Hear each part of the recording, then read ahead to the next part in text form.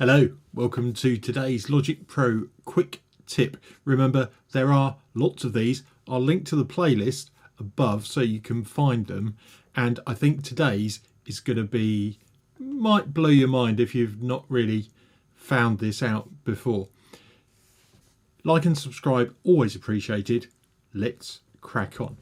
So, what most people do when they want to add an audio sample is they go to their library. So I'm navigating all files. I've gone to a particular folder. Maybe that's the sound I want to use in my track, and I would drag it in and pop it where I need it. I might then duplicate that or copy it and then play it back with my track. Okay. That's the most common way that people use samples. They drag them in and then move them around. Here's the clever bit. Have you thought to do this?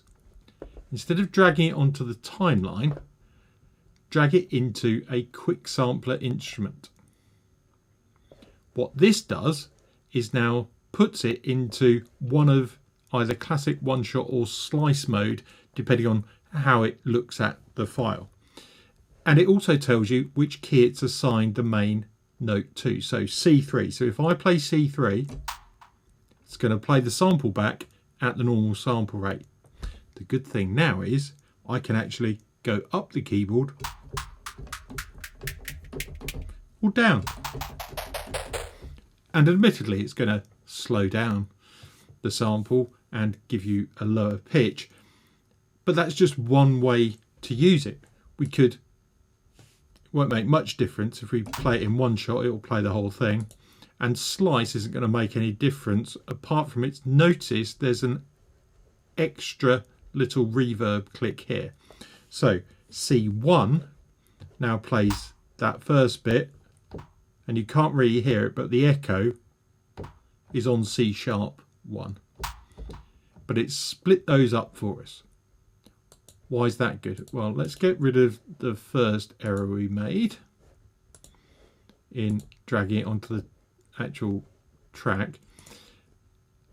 If I record something now, I can actually play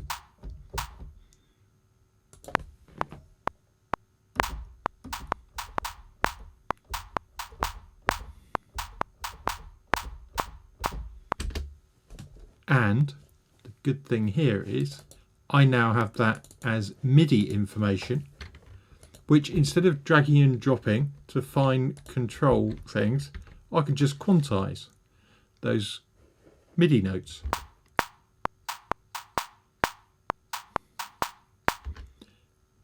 Brilliant. No more dragging and dropping and guessing and looking at pitches. I know that the sound is going to come out at that point. Further to that, if you want to now modify the sound slightly, so if we want to not have it quite so crisp coming in, we could fade it in. If we move that around, we can change the start point.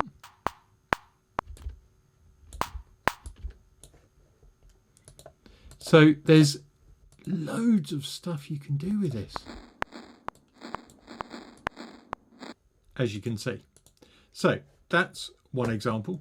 How about if we go to the Logic Loop library and let's get a bass, maybe not that, a bass sequence, maybe something with some gaps in it would be a bit more helpful.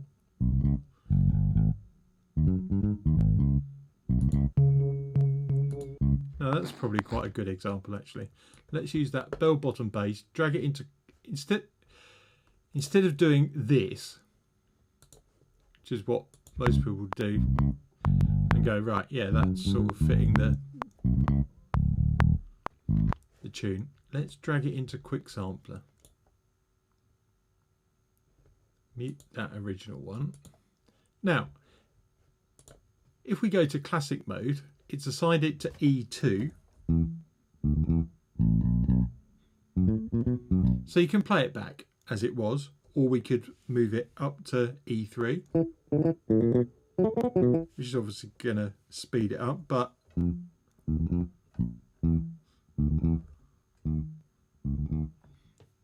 you can play around with the different sound settings there.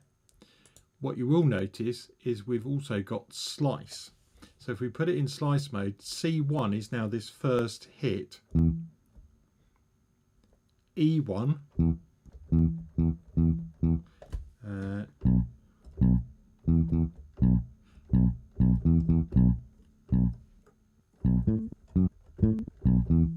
and if you notice that any of them haven't really been calculated correctly, so this C2 one is actually supposed to be a little fill. So if we move these transition markers after it out of the way, C2 now becomes that.